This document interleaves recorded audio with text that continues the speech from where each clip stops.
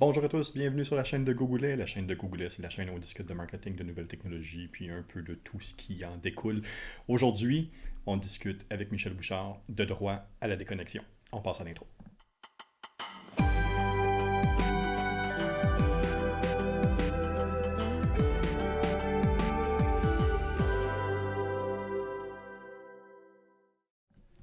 En direct sur Twitch, en rediffusion sur YouTube, sur les différentes plateformes audio. Merci encore de nous suivre, merci de nous écouter. Avec Michel Bouchard aujourd'hui. Bonjour Michel, comment ça va? Alors Jean-François, ça va bien toi? Ça va super bien, merci. Longue semaine, mais on y arrive finalement à notre vendredi 15h qui est un moment chéri depuis déjà plus d'un an. On a presque fait le tour du calendrier complet. J'ai déposé le 50e podcast la semaine dernière sur les différentes plateformes audio. Donc, ouais, c'est là qu'on en est rendu. On a plus de 50 épisodes depuis la saison 1 qui ont été faits. Donc, en un an et demi environ. Donc, on a quand même été assidus. Du côté de Gogoulet, dans la nouvelle version, dans la nouvelle manière de faire, ben, on est rendu à la 45e. Tout ça pour dire que ben, on est connecté beaucoup quand on fait des podcasts. On n'a pas le choix d'essayer de rester à l'affût de tout ce qui se passe, puis d'où on va avec ça.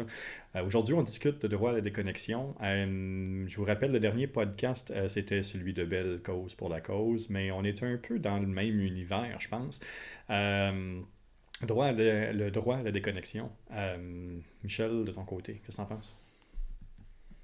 C'est pas un droit que je me donne beaucoup. Tu sais, tu m'as volé ma joke parce que je voulais te dire, hey, tu sais, autant de podcasts, ça veut-tu dire qu'on se déconnecte pas souvent?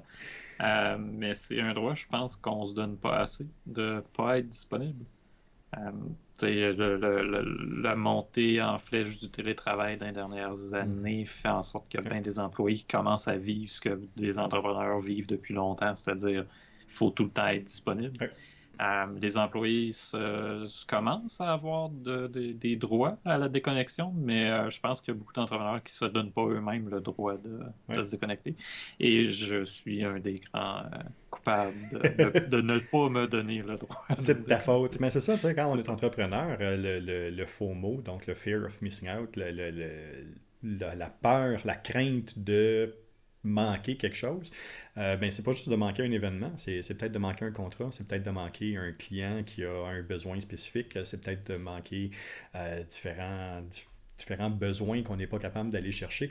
Fait que ce faux mot-là, chez les entrepreneurs, est ultra présent. Puis, comme tu le dis, je suis content que tu l'amènes parce qu'il y a plein de règles, de plus en plus de règles qui sont mises, qui sont déterminées, même des lois qui sont maintenant là, en vigueur en France, entre autres, qui ont été un des précurseurs là-dedans. Ouais. L'Ontario vient de sortir une espèce de solution patentée hybride sur le côté, mais qui fait pas l'unanimité partout. Et Ouais. puis, le Québec, ben, on sait que Québec solidaire, depuis déjà plusieurs années, mais c'est un de leurs chevals de bataille de faire du droit à la déconnexion quelque chose qui est super important, mais on n'a pas encore nécessairement écho des différents gouvernements provinciaux, entre autres au Québec, pour savoir mais, où on en est, qu'est-ce qu'il y en est là-dedans, parce que c'est touché un peu. Si on fait juste un rappel historique, là, bon, on sait qu'en 2016, le 8 août 2016, là, finalement, en France, la loi travail a été finalement acceptée. Là. Entrée en vigueur le 1er janvier 2017, la fameuse L 2242-17 du Code du travail en France a finalement été euh, mis de l'avant. Euh, dans lequel, bon, mais il y avait les balbutiements, je peux dire, peut-être, du droit à la déconnexion. Bon, qu'est-ce Mm. que ça en est, qu'est-ce que ça inclut? Mais le droit à la déconnexion, c'était premièrement bon, pour assurer le respect des temps de repos puis des temps de congé, garantir l'équilibre entre la vie professionnelle, la vie personnelle, la vie familiale, puis protéger la santé mentale des salariés. D'où notre lien avec le dernier Ouais. podcast, d'ailleurs. Mais en pratique, ce que la loi demande, c'est de sélectionner parmi les outils qui sont rendus disponibles pour être capable justement d'assurer une déconnexion. Ça veut dire ben, que c'est à l'employé de ne pas répondre aux courriels, aux appels en dehors des Ouais. heures de travail. Soit de mettre en veille des serveurs informatiques, euh, pas nécessairement la meilleure des idées. Activer des messages d'absence, de réorientation possible quand on travaille dans une grosse équipe, et puis déterminer vos horaires de travail, entre autres, là, puis de télétravail, être capable de les déterminer, puis que les planches soient bien définies.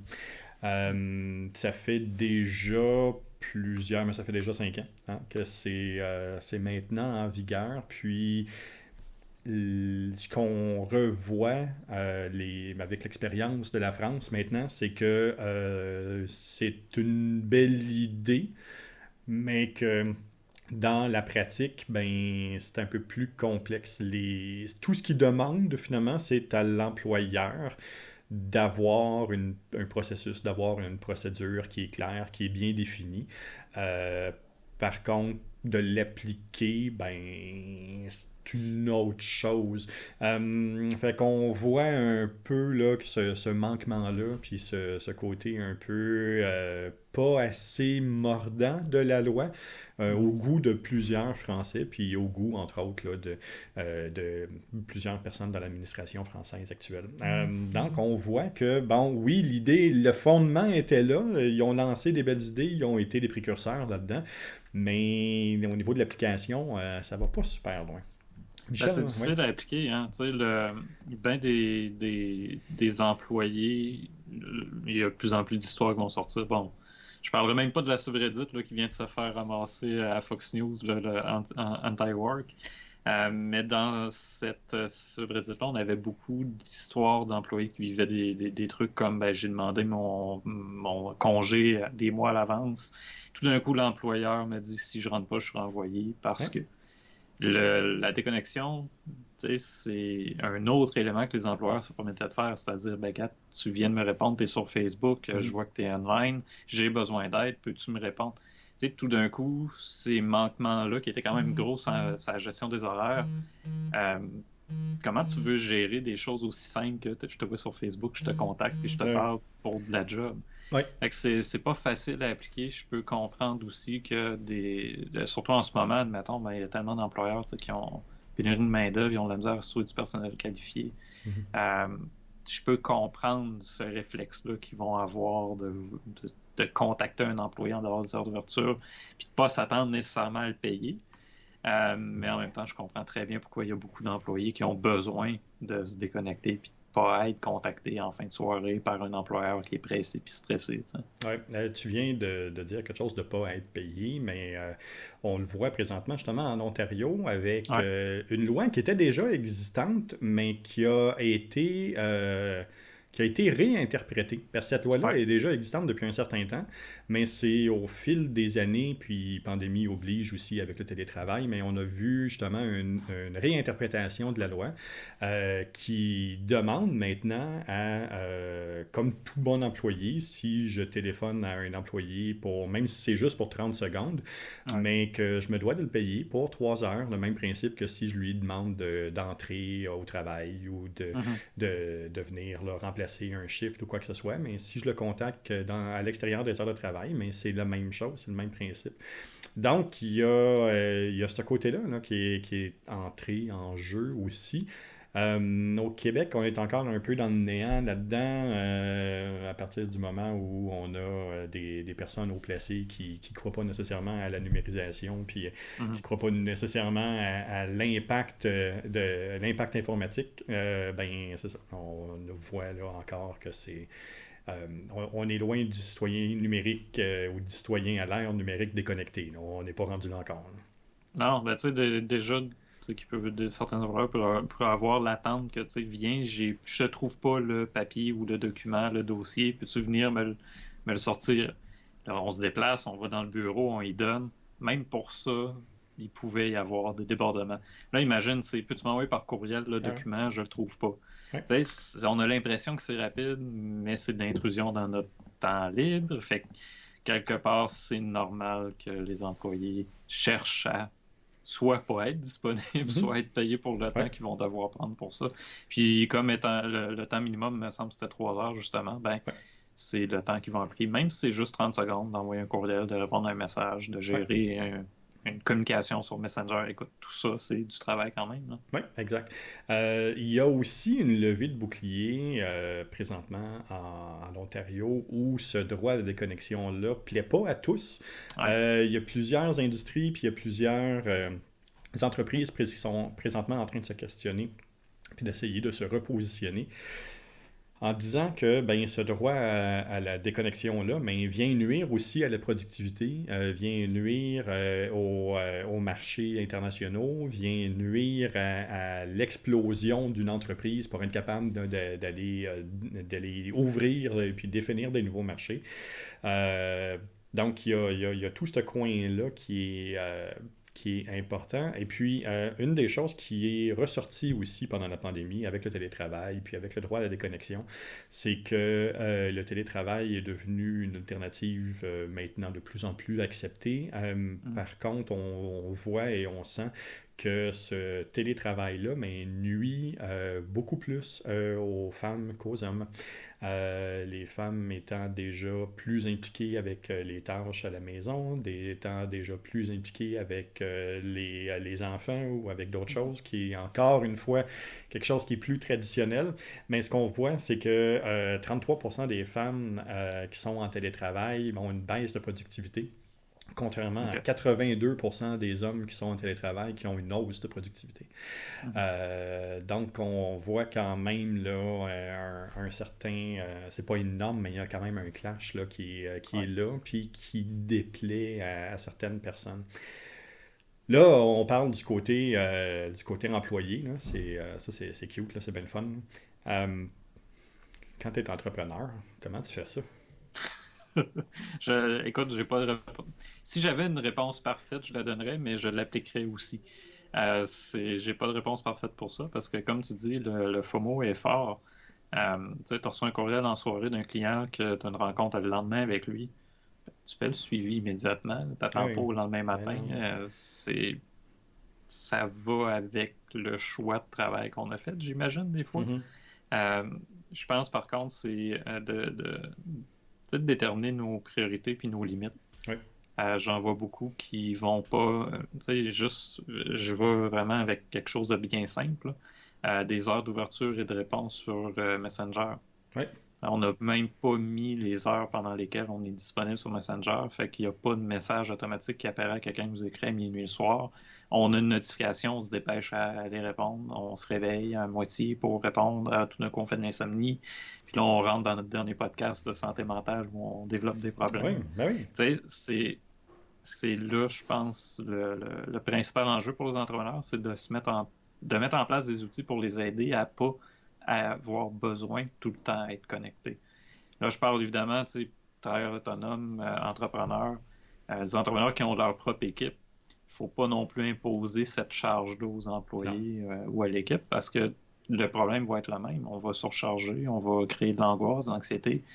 T'as dit quelque chose tantôt là, qui m'a allumé et qui me fait réagir. Tu sais, des employeurs qui vont, puis même les entrepreneurs en fait, qui vont dire ouais, mais ça nuit à la productivité de ne pas pouvoir overwork notre staff. Tu sais, on ne peut pas leur donner une surcharge de travail en leur Oui. demandant de travailler de la maison. Fait que c'est un problème, on ne peut pas développer.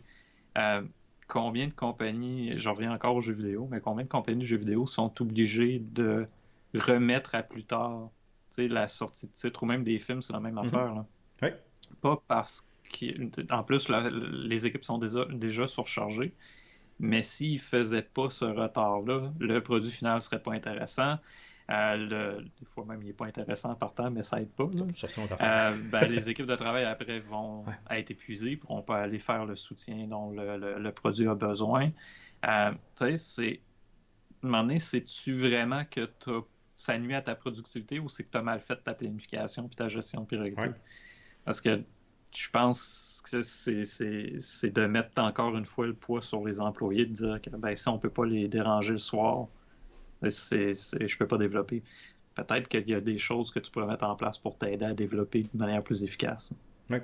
Mais c'est ça, c'est de revoir, bon, ben, c'est de revoir les objectifs, mais c'est aussi peut-être d'arrêter d'utiliser la technologie pour être connecté à tout le temps, Ouais, mais de peut-être commencer à regarder pour automatiser certaines tâches ou automatiser certaines communications ou être capable d'utiliser le big data qu'on a en entreprise pour ouais, déjà être capable de ben, compléter des formulaires, être capable là, de créer des robots de discussion, des chatbots qui vont au moins répondre à certaines informations. On parlait à Maude là, dans différents mhm, podcasts un peu plus tôt avec Spotify, mais c'est ça, Spotify permet aussi ça, juste de créer des discussions puis de créer des paniers automatiques qui au ouais. moins vous permettent de ralentir puis de ne pas être connecté à tout bout de champ.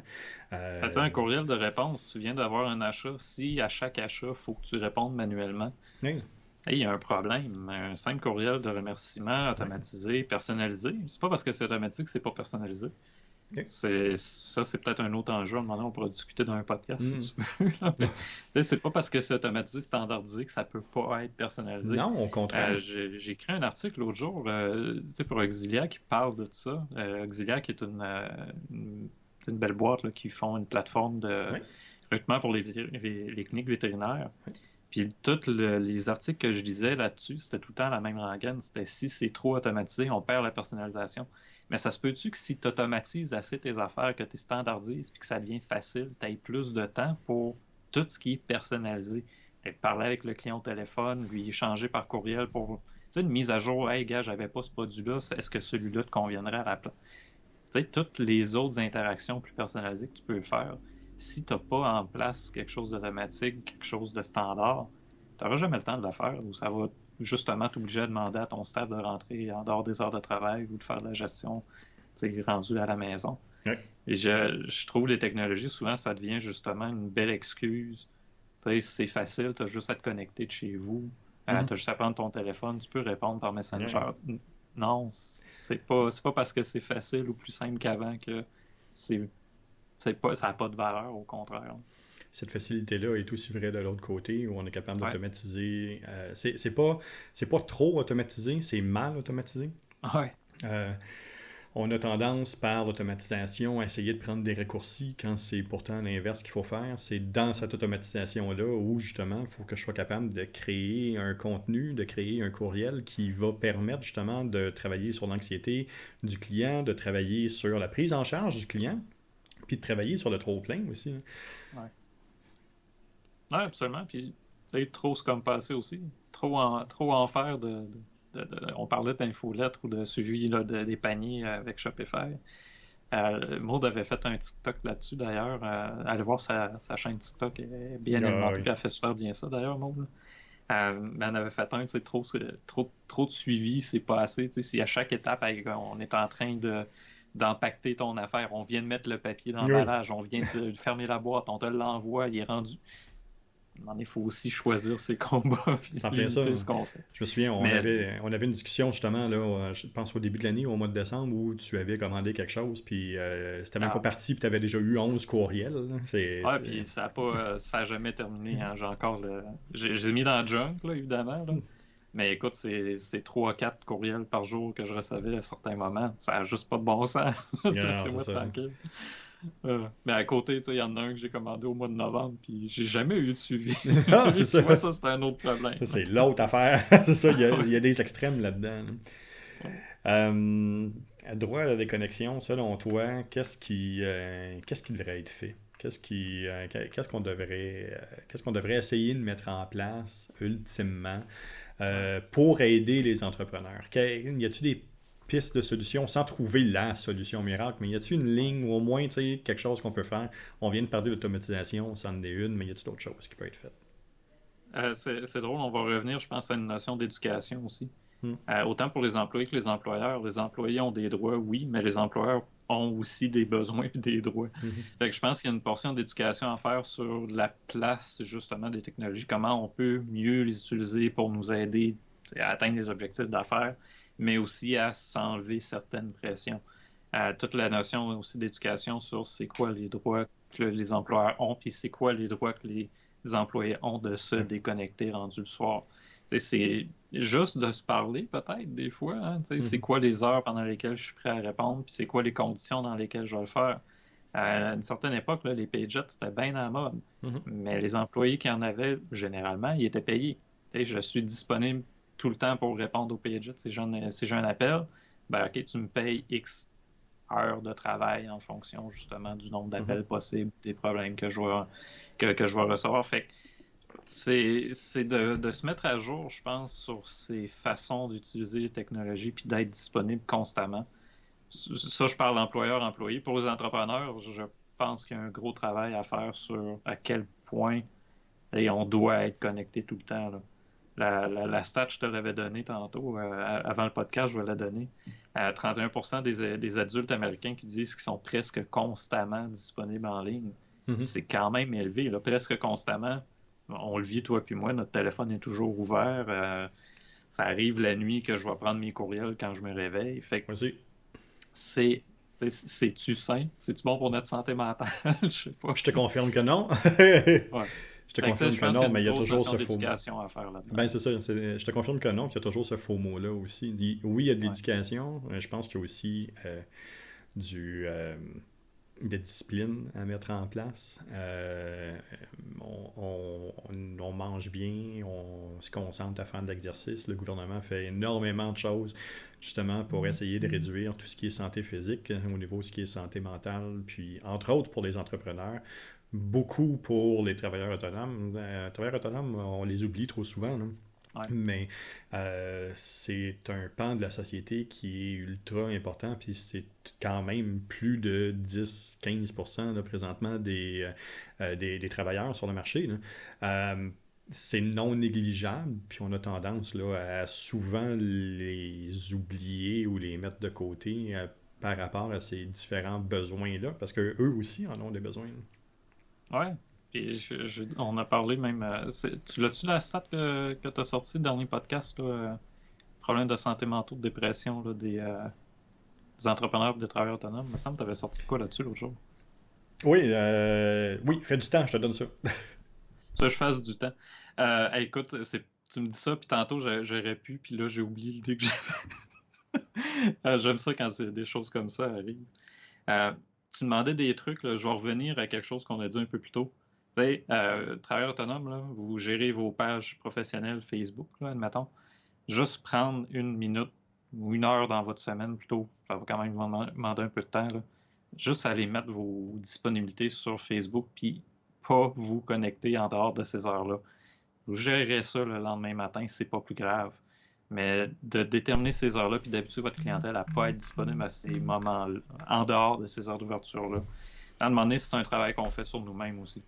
Maintenant, on s'habitue à ne pas répondre, puis on se rend compte que c'est pas si pire que ça de ne pas répondre à minuit le soir à un message qu'on a reçu en dehors de nos heures d'ouverture. Tout à fait. Quand on parle des entrepreneurs, je reviens avec la même statistique du dernier podcast. C'est dans le milieu technologique, les entrepreneurs sont 50% plus susceptibles de déclarer avoir un problème de santé mentale. Ce qu'on parle là, c'est 2 fois plus susceptibles de souffrir de dépression, 6 fois Ouais. plus susceptibles de souffrir de TDAH, 3 fois plus susceptibles de souffrir de toxicomanie, Mm. 10 fois plus susceptible de souffrir de troubles bipolaires, 2 fois plus susceptible d'avoir une hospitalisation psychiatrique, puis 2 fois plus susceptible d'avoir des pensées suicidaires. Ouais. Puis ça, je pense que c'est justement une tranche des entrepreneurs et des travailleurs autonomes qui sont constamment connectés parce que ça va avec le métier. À une certaine époque, quand j'étais au cégep, je le donne comme anecdote, là. Les beaux exemples qu'on nous donnait d'entreprises de fun, je les nommerai pas, mais à Montréal, c'était des entreprises qui offraient aux employés l'opportunité de dormir sur les lieux de travail, de s'entraîner sur les lieux de travail, de se divertir sur le travail avec un cinéma, avec une salle d'entraînement, let's go, salle de jeu, des dortoirs. Écoute, tu es tout le temps à la job, tu es tout le temps au travail, tu es tout le temps connecté sur ton écran d'ordinateur pour développer Mhm. des jeux, des logiciels, peu importe. Euh, à quel point c'est sain ce mode de vie-là. Même le Japon, tu sais, quand j'étais plus jeune, ça servait de modèle de productivité. Même eux autres sont rendus à parler de 4 jours semaine comme étant Mhm. un modèle de productivité, tu sais, et plus efficace que le 5 jours semaine, Ouais. 75 heures semaine, des choses comme ça. Non, 4 jours semaine, ils vont se débrouiller avec ça. Fait que si même le stéréotype qu'on nous a déjà enseigné que les Japonais sont hyper productifs arrive, tu sais, à un 4 jours semaine, puis pas être connecté tout le temps, je veux dire, on est capable aussi au Québec. Oui, c'est ça. C'est des choses là, qui sont viables. Il y a des tests qui ont déjà été faits. Il y a encore des tests qui sont en train d'être faits. Il y a des tests en Ontario, il y a des tests au Québec là, présentement qui sont en fait dans différentes cellules, justement pour voir ce niveau, si ce niveau de productivité-là est toujours possible, puis on est toujours Ouais. capable là, d'assurer une continuité des affaires. Là. Ouais, Euh, puis il faut juste revenir à la notion, tu sais, le nombre d'heures pendant lesquelles on peut travailler dans une journée, mhm. là, c'est limité. Si on dépasse ça en moment donné, peu importe nos limites, là, il y en a qui vont être capables de faire 12 heures, pas de trouble. À une certaine époque, je faisais 14 heures par jour, pas de trouble. Je me levais le matin, je me couchais le soir, j'avais travaillé toute la journée. C'est pas tenable tous les jours, c'est pas Non. tenable toute notre vie. Puis ça veut pas dire qu'on va avoir accompli plus le lendemain ou la semaine d'après, ou peu importe. Fait que c'est juste de comprendre que justement, se déconnecter, là, on parle beaucoup de déconnexion technologique, là, mais se déconnecter juste du travail, je pense aussi ça peut être quelque chose dont on parle pas assez parce que on est tout le temps, on a tout le temps l'impression, ou du moins la société nous met la pression, justement, de toujours être plus productif. Mhm. Et combien de bannières que j'ai accompagnées dans les dernières années que hey, on a dépassé nos quotas, on a dépassé nos objectifs, ben, on les augmente l'année suivante. Tu augmentes sur le dépassement qu'il y a eu. Ça n'a pas de sens. Est-ce que cette croissance-là peut être tenable si tu donnes jamais, soit ben, tu engages le staff pour aller avec cette croissance que tu veux Ouais. là, ou tu encadres bien tes employés pour leur donner des outils comme ben, un Messenger automatisé ou des réponses par courriel automatisées. Mhm. C'est, c'est pas, on n'est pas des machines. J'ai Dominique Gagnon, qui est un, un il se définit lui-même comme un TDAH, là, mais c'est une personne qui va suivre, entre autres, la technologie, un peu ce qui va tourner alentour de tout ce qui est la santé mentale. Il fait énormément de Ouais. réflexions, entre autres sur les affaires. Mhm. Qui apporte justement un point intéressant sur euh, la philosophie puis l'univers des startups. Puis lui, Ouais. il définit l'univers des startups comme étant aliénante. Comme étant aliénante parce que l'être humain est mal fait.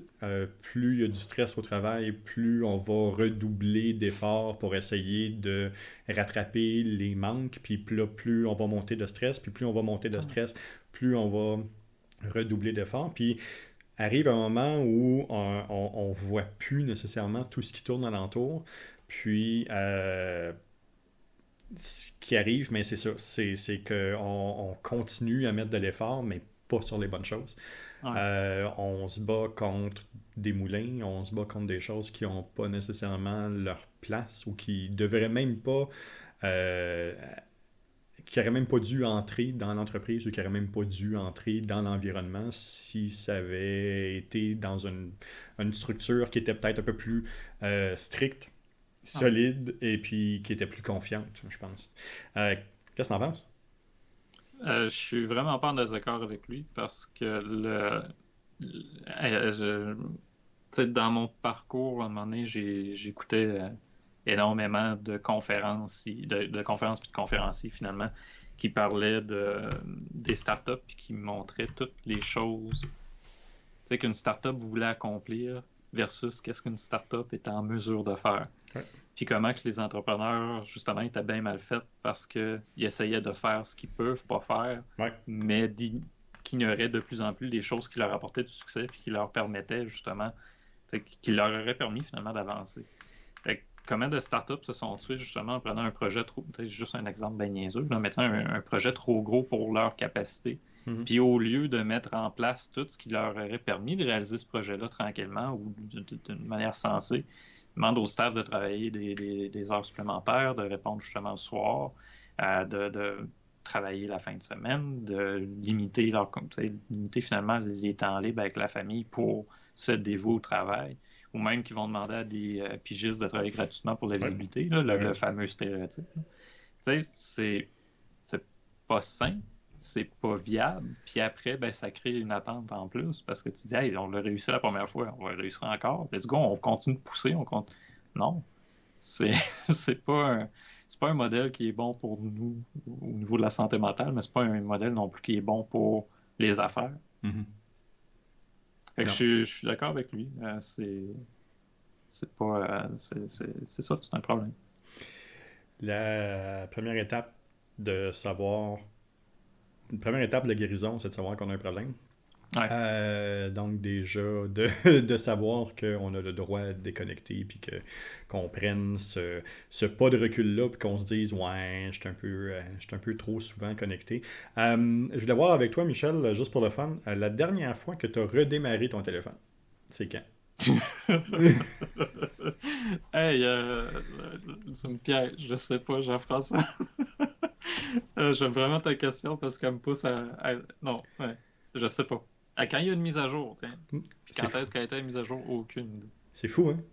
Je sais vraiment pas. Mon Fait, ordinateur, tu sais, je me force. Je le ferme maintenant quand j'arrive à 5 heures le soir que je vais manger, je me force à le fermer. mhm. Avant, là, je le laissais constamment ouvert. Tu sais, du matin au soir, j'allais me coucher, là, je le fermais.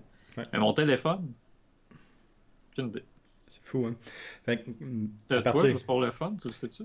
je le ferme une fois par semaine pendant quelques heures. Puis c'est ça. Fait qu'il se ferme au moins une fois par semaine. OK. Mais c'est ça. C'est aussi étrange que ça de savoir que on n'éteint même pas notre téléphone Ouais. en tant qu'entrepreneur. Euh, qu'on peut imaginer là, cette déconnexion-là, comment elle est plus difficile à faire pour certains que pour d'autres, là. Mais elle est plus difficile à faire, en tout cas certains, quand on est entrepreneur parce que on veut bien faire, on veut être présent. Ouais. On est notre entreprise trop souvent. Ouais. Mais là tu me challenges. Je vais le fermer en fin de semaine. Juste pour le fun, je vais me tester. Mhm. Et je prévoyais faire un stream notamment, là, mais euh, je vais le fermer au moins pendant le stream pour être connecté à une seule place. Parce que Mhm. j'ai la fâcheuse tendance à être connecté sur mon stream, puis tu sais, en checkant mes messages, puis même des fois en répondant à mes courriels. Oui, c'est ça. Tu sais, entre deux rondes de Gwent, là, je vais Mhm. répondre à mes courriels. Je vais juste essayer ça, tu sais, pour fixer un écran et non pas deux en même temps. Mhm. J'aime bien ce que tu dis une fois par semaine que tu te permets de le fermer, là. C'est Ouais. peut-être quelque chose qu'il faudrait que j'applique plus souvent. Puis un bon conseil ou un bon truc qu'on peut donner aux gens, c'est commencer par ça. Commence par ça. Commencez par fermer ça. Tu sais, une heure par semaine que vous répondez pas aux messages, vous avez peut-être 50 notifications après, mais c'est pas grave. Pendant ce temps-là, vous n'avez pas été connecté. La première étape de déconnexion, c'est peut-être de commencer par se déconnecter. Ouais, c'est ça. Sur ces belles paroles, Michel, je ressors notre infâme pot. Je vous rappelle encore une fois de nous suivre, de nous suivre sur Twitch, de nous suivre sur YouTube, de nous suivre sur les différentes plateformes sociales. Michel, ça serait le temps de regarder pour ton Beacons. Puis, Je vais faire différent cette semaine, de toute oh, façon. oh, oh, oh, oh. Ben, Je vais pas correct. attirer les gens sur Beacon, c'est pas là j'ai envie que les gens aillent cette semaine. Ah ah, c'est bon ça. C'est correct. Ben, je vous rappelle qu'on est présent sur les différentes plateformes et puis que ben, le podcast de Gogoulet, c'est un podcast qui parle de marketing, de nouvelles technologies et qui parle de sujets qui sont pigés dans un pot. Les vendredis, on pige un sujet pour savoir le vendredi prochain, on parle de quoi. Généralement, le pot nous crée quand même des surprises puis on est capable quand même d'avoir une certaine cohérence puis un certain niveau d'adhésion intéressant. Voyons voir aujourd'hui qu'est-ce qu'il va nous dire et puis vers quoi on s'en va. Puis, oh mon Dieu Seigneur, tu vas être content. Tu vas être content, là. J'aime tellement tes réactions parce que moi je vois pas ce que t'as pigé, puis à chaque fois je t'entends réagir avant. Fait que c'est Hmm. tellement magique. Vendredi prochain, on parle de Facebook. Juste Facebook, là. Juste Facebook. Es-tu sûr? T'as envie que je te parle de Facebook? Ah, il va Tantôt, falloir juste trouver un avant qu'on angle. se connecte, j'essayais de partager ta publication avec mes pages professionnelles et une belle nouveauté, hein. On est obligé, mais maintenant, moi, le rollout m'a atteint, ça a l'air, je suis obligé de partager via le Meta Business Manager. Si t'as envie, je te parle de Facebook. Écoute, je vais avoir des choses à te dire le vendredi prochain. Ah, ça va être le fun. On va pouvoir parler de plusieurs choses sur Facebook, c'est clair. On va parler de Facebook, entre autres, toujours du côté marketing, technologie, puis entrepreneurial. On va voir qu'est-ce qu'on va faire avec ça. J'ai des belles choses à dire. Marketing local, là, ça peut être super intéressant, Facebook. Oui, c'est clair. Michel, si on veut te rejoindre? Michel@remedia.tech, mais cette semaine, j'ai envie de dire aux gens, il y a la chaîne YouTube du sketch. Pourquoi je vous parle de YouTube? Parce que mes podcasts audio, je suis quand même content des résultats. YouTube, je le partage pas assez. Je suis le premier coupable. Fait que cette semaine, j'ai envie de vous dire, je vais partager le lien dans le chat pour les gens qui vont justement voir ma chaîne sur YouTube. Mais bref, je mets quand même pas mal de contenu. Tous les podcasts qu'on fait sont là. Puis bientôt, on va voir des nouveaux contenus aussi. On est en train de les développer. Là, on ne gâchera pas. Je ne veux pas créer d'attente, je ne veux pas gâcher le punch. Mais on va voir des nouveaux contenus qu'on prépare ensemble là, pour la chaîne YouTube du sketch. Fait que abonnez-vous. Ça va juste nous aider à aller plus loin, plus vite. De mon côté, si vous êtes connecté et vous ne savez pas où me rejoindre, vous allez être capable d'aller me visiter sur TikTok. Si vous ne voulez pas écouter le podcast au complet, vous allez être capable de voir les meilleurs moments qui sont sur TikTok, des petits bouts, des petits clips qui sont là, qui vont au moins vous donner une idée du podcast. Ça a l'air de quoi? On est rendu à quand même là, plus de 300 abonnés. Non, pas vrai. Plus de 260 abonnés qui me suivent sur TikTok. Donc, ça vaut la peine. Allez-y. Puis, vous allez être capable de voir différents petits clips. Entre autres, des clips certains clips qui ont été populaires dans lequel que t'es, d'ailleurs, qui est un clip qui va parler de SEO. Quand on parle de SEO, quand on parle de Google, c'est toujours très populaire.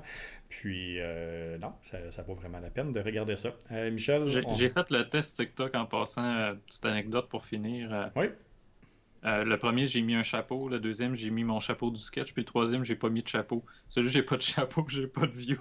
Celui que j'ai des chapeaux, ça va bien.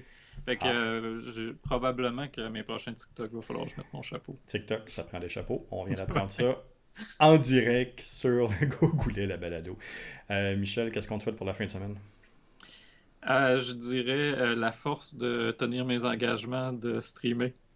Parce que on a eu une grosse semaine, on a beaucoup de projets. Puis c'est toujours la première affaire que je délaisse, c'est-à-dire de faire du streaming pour Opération Enfant Soleil. Fait que la force de streamer, puis de vous offrir du contenu divertissant. Puis peut-être aussi de commencer à faire ce que j'arrête pas de dire, de parler de marketing quand je stream. Fait que d'associer mon plaisir avec mon expertise pour que s'il y a des gens qui ont des questions, des fois, juste envie de jaser de sujets qui sont liés au SEO, au marketing numérique, ou même plus largement aux technologies, aux émissions jeunesse, peu importe. Oui. J'ai eu du fun avec la petite équipe à aller jaser des émissions jeunesse. Fait que ça, je fais juste dire, faut que je stream. Fait que la force d'aller streamer. On a, pour ceux qui le savent, la petite équipe est des personnes qui sont proches de nous, avec lesquelles on a déjà collaboré dans le passé, et puis on a hijacké leur chat cette semaine justement pour parler d'émissions d'enfants, d'émissions jeunesse, d'émissions qui avaient déjà quand même un certain temps, dont certaines que les souvenirs étaient un peu plus loin que d'autres. C'était un beau moment, puis en plus, le jeu qu'ils présentaient cette semaine était super beau. Oui, vraiment, ça vaut la peine. Allez voir la petite équipe, c'est toujours plaisant de voir qu'est-ce qu'ils sont capables de faire. Michel, merci encore une fois pour la semaine. Merci beaucoup pour le podcast aujourd'hui. Tu peux maintenant aller te reposer, te déconnecter, puis d'être capable de streamer avec plaisir ton Gwent en fin de semaine. Ouais. Merci beaucoup. Merci à toi, Jean-François. Merci à tous. Bonne journée. Au revoir.